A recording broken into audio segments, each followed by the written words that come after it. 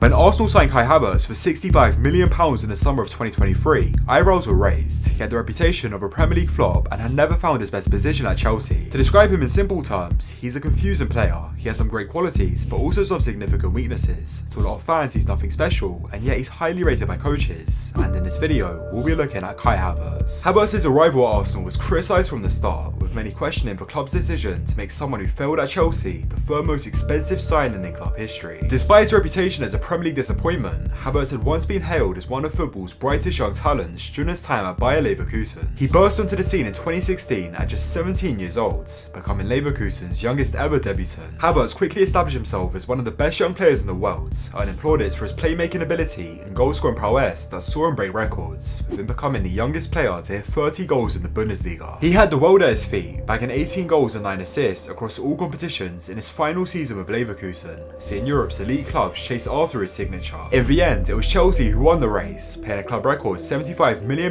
for his services, and it was expected Havertz would continue his meteoric rise. However, his career instead took an unexpected turn, as despite moments of brilliance such as his Champions League winning goal, Havertz struggled to live up to the high expectations placed upon him at Stamford Bridge. In his final season for Chelsea, he played the bulk of matches up front as a number 9, but he couldn't even crack double digits in goals across all competitions, with Chelsea fans growing tired of his lack of consistency. So when the summer of 2023 came around and rumours of a move away from West London began to emerge, Chelsea fans wanted him gone. A move back to the Bundesliga was on the cards, with the reigning champions Bayern Munich heavily interested in him, and there were reports that Real Madrid wanted him too. However, Havertz only wanted one club and made the switch across London, signing for Arsenal and a deal worth £65 million.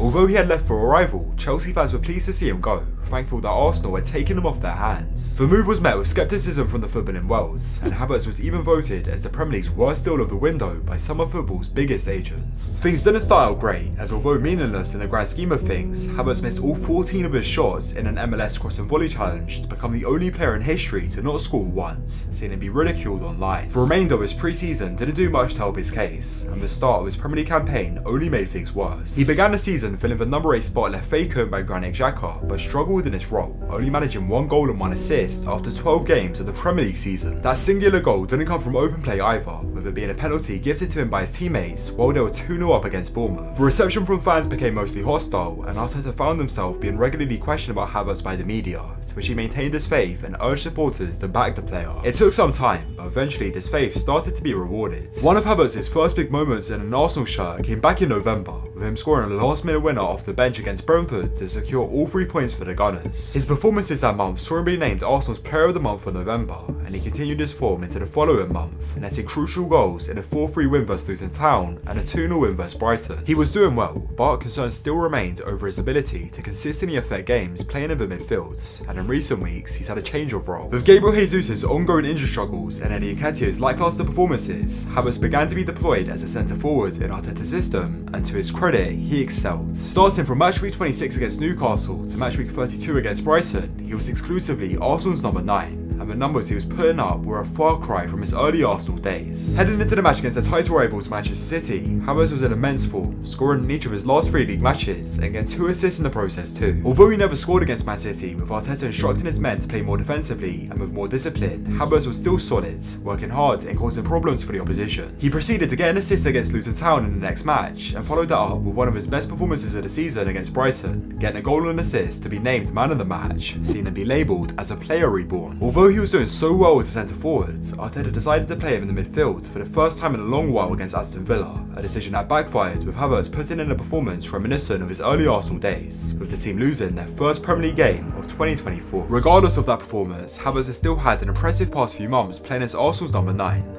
But that's not to say he's been perfect, as there's definitely still room for improvement. Whilst his movement and dual-winning ability is elite, when in front of goal, he tends to lack conviction with his shots and isn't that great with the ball at his feet, which makes it hard to see him as Arsenal's main man up front in the long term. So, although he had a prolific run of form as Arsenal centre-forward, the team could definitely do with a striker that guarantees goals, and Havertz's future may lie as a second striker if Arsenal sign a number 9 of the summer. With his high work rate and ability to bring others into play, he could very well thrive playing in behind another striker, and almost certainly would do better there than in that left number 8 role, which evidently doesn't suit him. The £65 million man still has a long way to go before his signing can be considered a success, but things have started to improve for him, and it'll be interesting to see if he'll build on this or revert back to the low on confidence player fans have become accustomed to.